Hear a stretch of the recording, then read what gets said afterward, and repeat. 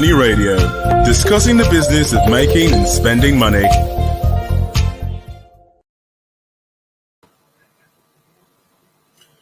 Hello, you're welcome to today's edition of Money Radio on the podcast. My name is Innocent Odo, and today we are talking cyber security.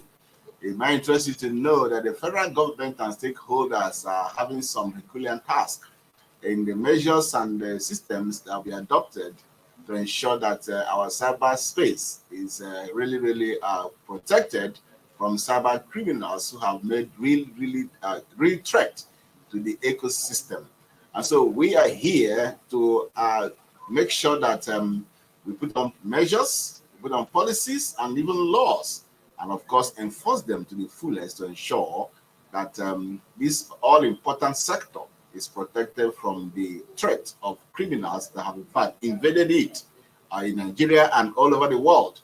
A recent report by the Nigerian Communications Commission rated that millions of dollars, of course, have been lost to cyber criminals in Nigeria's own cybersecurity space. And we have held a lot of conferences and seminars and workshops surrounding this important issue. Whether we are winning the war against cyber criminals is what we are going to look at in detail today. I'm not alone in the studio. I'm here with my regular guest, Haniel Jafaru, who is an ICT expert and, of course, a public affairs analyst. I'm going to do justice to this very important topic with this gentleman here in the studio. Haniel, you're welcome to the studio. Thank you for having me. Now, this is one area that I know you are more like a specialist, because you have attended conferences, you've also given talks, and so this is one area that you have passion for. And the passion is actually as a result of the fact that the ecosystem is very important, but then it's facing real threat.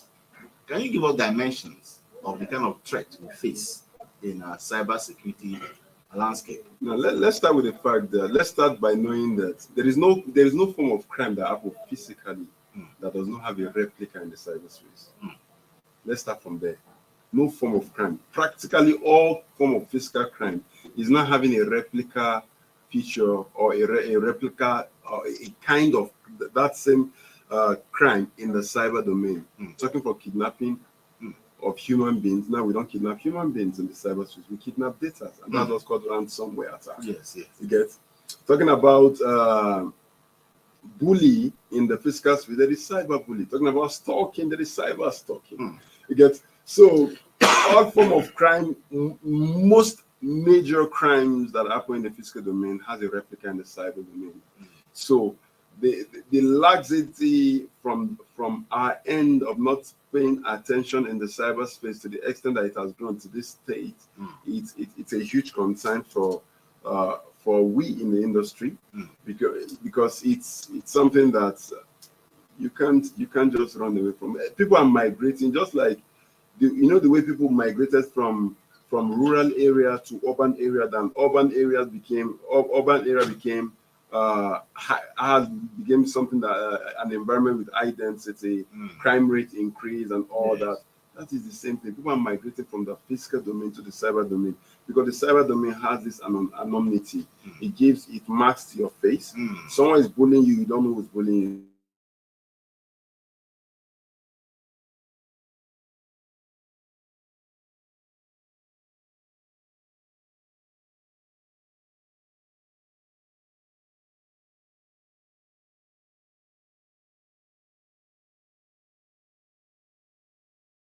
Of attack. But for cyber attack, the first thing is I don't even know who's attacking you. Before you now know how you respond. Now the response time for physical security is short compared to cyberspace, because there's a huge concern of what's called attribution, and attribution largely just about you not knowing who is behind. You may know who's attacking you, but you don't know who is behind the keyboard, and that makes it more dangerous. That makes it more difficult to pinpoint or align somebody with. So it's a huge domain. It's a huge form of crime. Internet fraud is one aspect of it, which we are battling with. It's just one aspect of it. We've not talked about the hackers. Because internet fraudsters largely they are more of social engineers than hackers. Yeah. You get what they do is they manipulate, they exploit the human nature of trust to manipulate humans to do certain things, thereby making humans to lose money. And all those things, all this manipulation happens in the cyberspace. But hackers are the guys that go to hack your system, they hack your servers, they hack your, and which is something that is growing. It's on the growth rate now. People are learning hacking skills. You can go and learn it from different parts of the world. You can be on your system and you learn it, because this skill, this knowledge they are practically free on in the internet. So it's a huge concern. There are so many things to talk about. I can't, if we start talking about all the loopholes, talking about our cybercrime act, prevention, prohibition. There are so many. It's outdated. Yeah, the Cybercrime Cybercrime act on itself, and I learned that they are currently trying to see how they can review it, but it's outdated. Way since 2015. Cybercrime Act is not the kind of act to live for that long, because the cyber security industry is a dynamic industry. The attack methodology today is different from the one that will be used on you tomorrow. The one that was used yesterday is different from the one that will be used today. It's dynamic. It's dynamic, and as at when the Cybercrime Act was enacted, there was nothing called APT group, Advanced Persistent Threat Group. As at when it was enacted, there is nothing called cyber diplomacy. These are new. There's nothing called cyber intelligence. These are new fields that are coming up, new methodologies, new area of studies that are coming up that even countries are paying so much attention to. So there are just so many things to talk about. There are so many things to talk about because it's a real threat. Now, in the conference for this year's 2022 cybersecurity conference that was tagged Future of Cybersecurity, Emerging Issues and Solutions, organized by the Central Securities Clearing System, there's something that was really fundamental about those issues that were raised. Now, we live in a world of today where insecurity has become a real problem to all of us. And the cyber security space, if it is not protected, we understand that one act from one cyber criminal is capable of shutting down an entire system. So now it becomes, okay, what kind of solution do you think or measures do you think should be put in place to ensure that we don't harvest this type of problems? But from the look of things, not many people, even government agencies, are just beginning to understand some of these things you're saying. In the past, it looks like they are not in the picture. But now there's an awareness. But how far has that awareness gone in expanding the horizon of cyber security information for the people? Okay, well, the awareness it's still growing. It's still something that it's a continuous thing. In fact, the month of October was especially designed as a cybersecurity awareness month. Yet most cybersecurity professionals, including myself, move around from organizations to organizations, evangelizing about the concept of cybersecurity. Yeah, because we're not being paid. We're just doing it to ensure that people get to know about the fact that there is something called cybercrime. There are ways you can prevent yourself and all those. So it's a continuous thing. The extent at which it is paramount for the global system. That's why they had to dedicate a month, a full month, the whole of October for that exercise.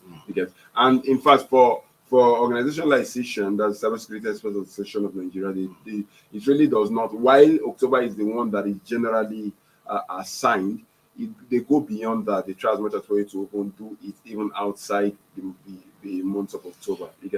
So it's now the awareness is there, but again, you're talking about the measures. These things are not, as you know, I will always tell you that everything it's first a solution to a problem.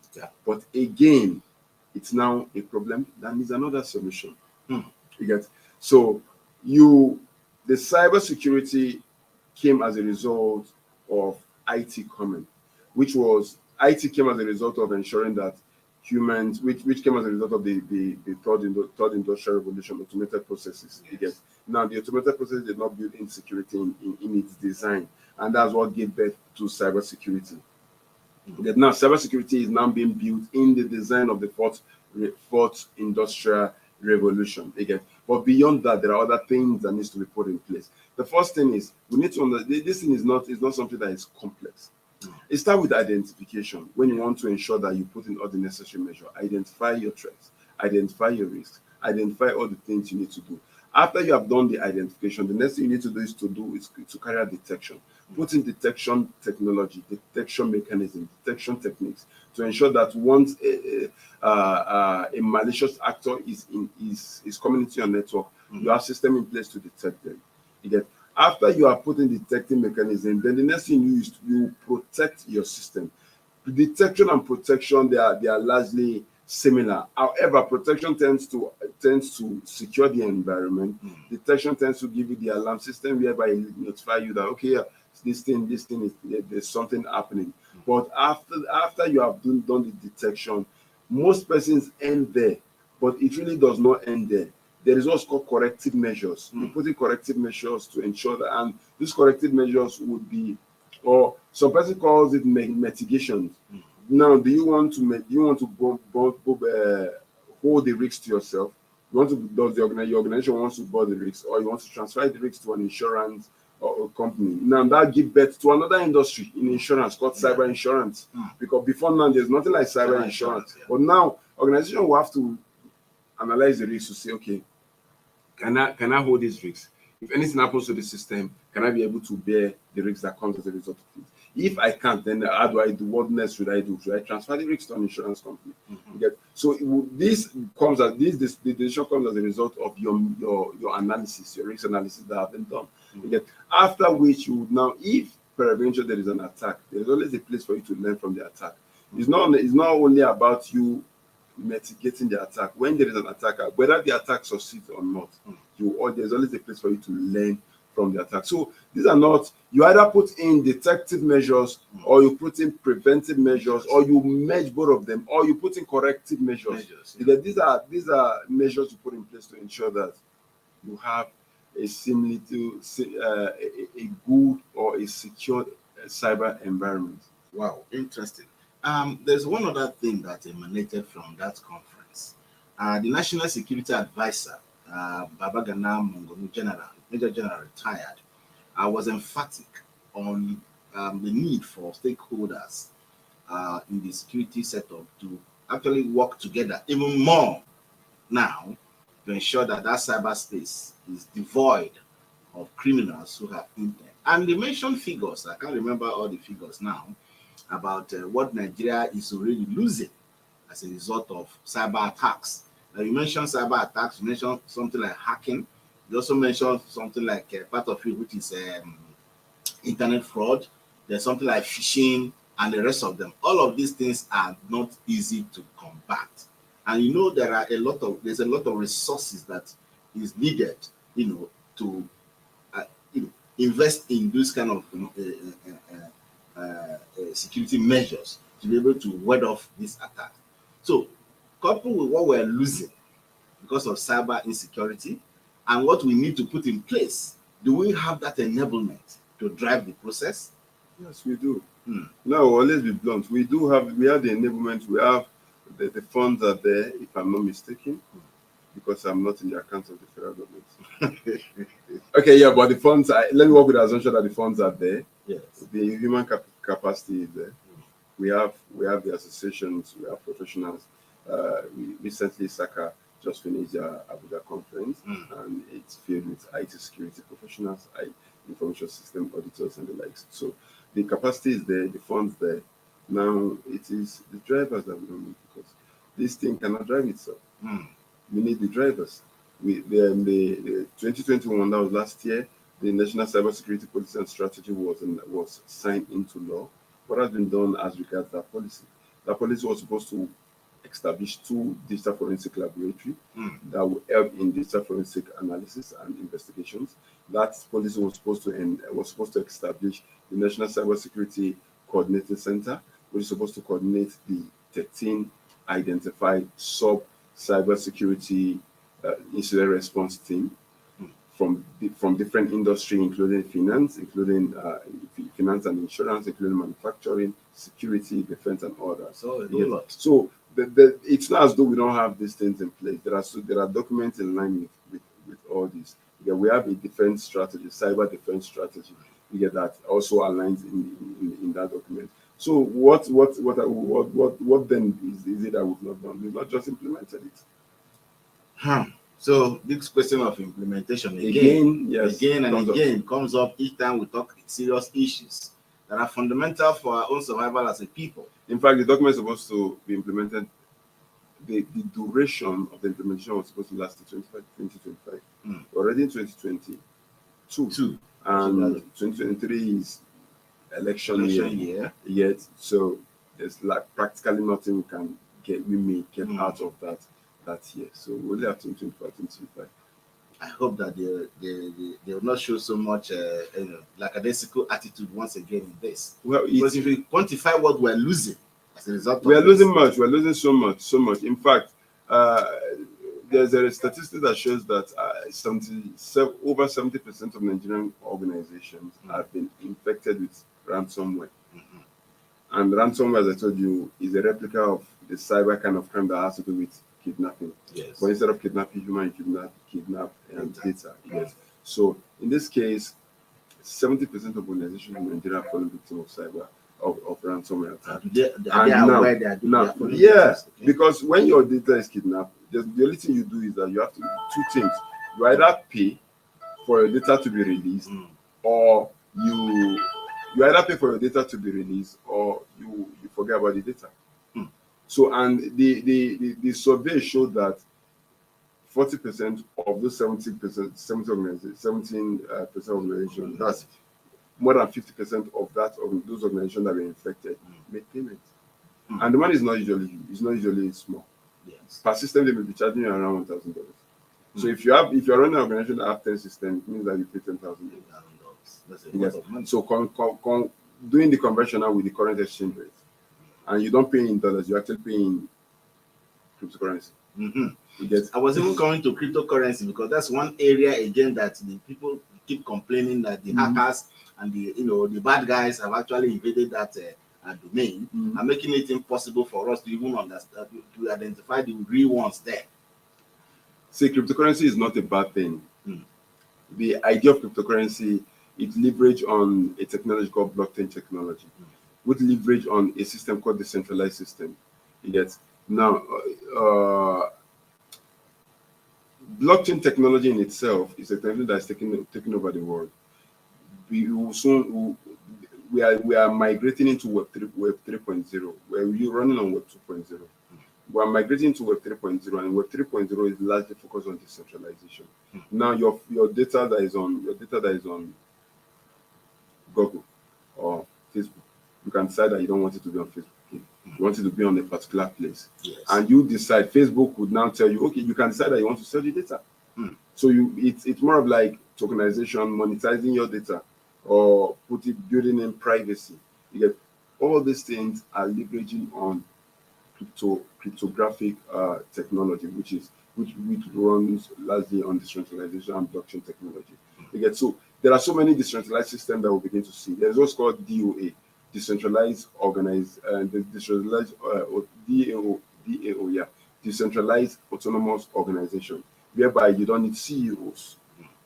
Now you have an organization that is running a virtual organization that is running a physical organization.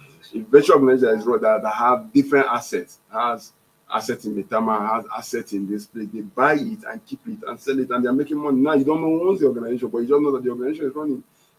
It's building autonomy. It's building. It's making autonomous. What's it called?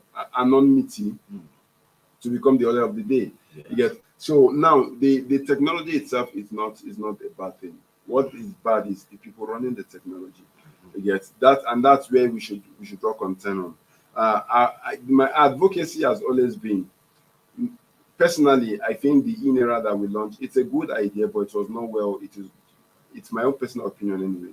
You're the expert in the field. Yeah, but I think the best way to have curbed this whole dollar use technology called this old dollar thing is to make the INERA to be on a flat rate with the dollar.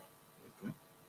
Now, thereby ensuring that everyone that wants to get dollar gets INERA. It is with INERA you use in exchanging to dollar.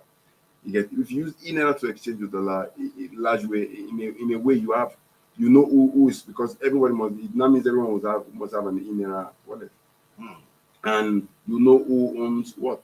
Yes. Thereby ensuring that you put certain limits on what you want to put, whatever limit you want to put, mitigating the old dollarized naira increase, and now you have balance in the fiscal currency. Because now your fiscal currency would not be interfacing with the INERA would not be interfacing with your fiscal currency. The INERA would not be the middleman between the dollar and your own fiscal naira.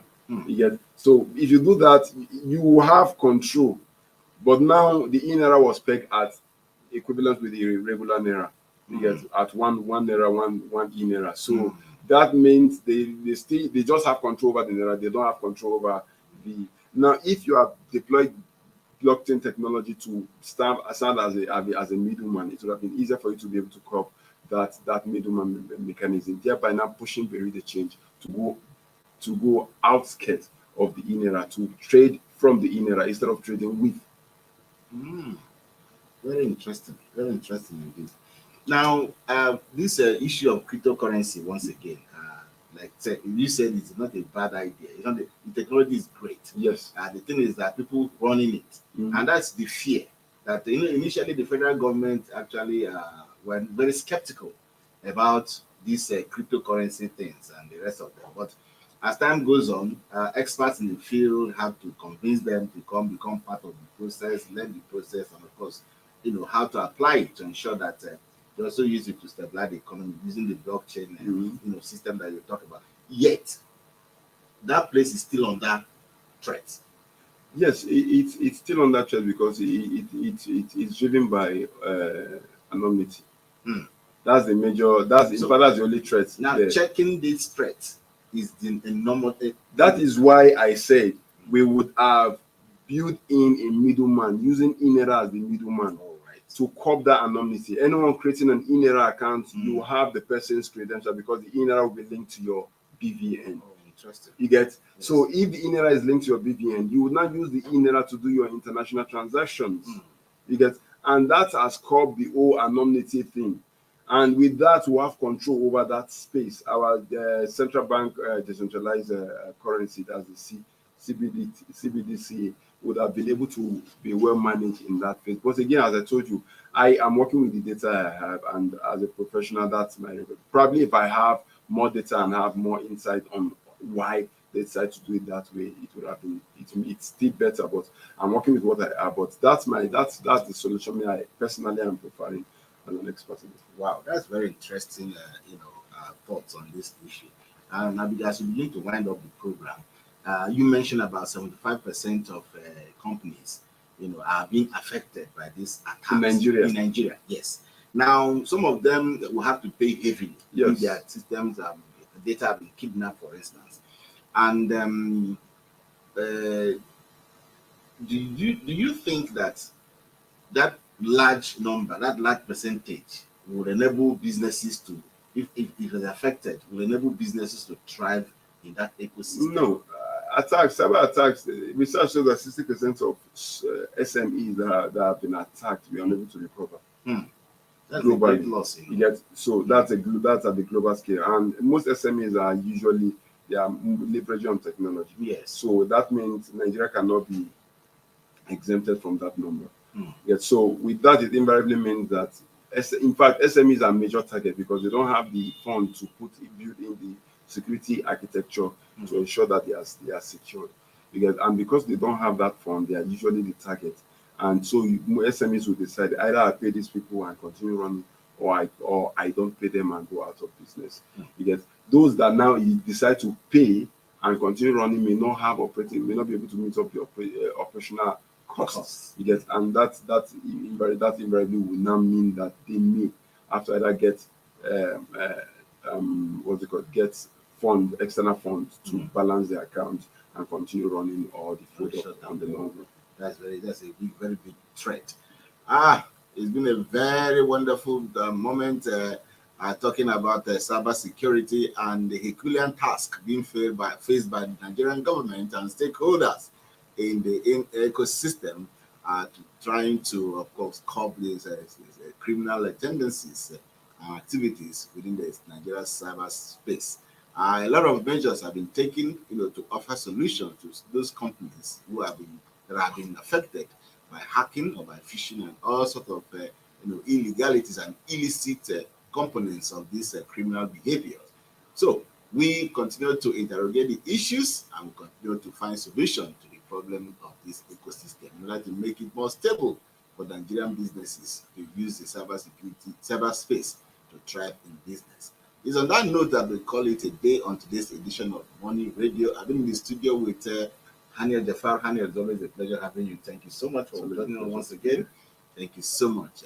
So we promise when next we come, we're going to bring you a bumper edition of Money Radio on Leadership Podcast. Stay blessed and goodbye. Thank you for watching. For sponsorship and advert placements, please contact 080-3688-6158. Last Word Leadership Podcast Studio. You have the last word.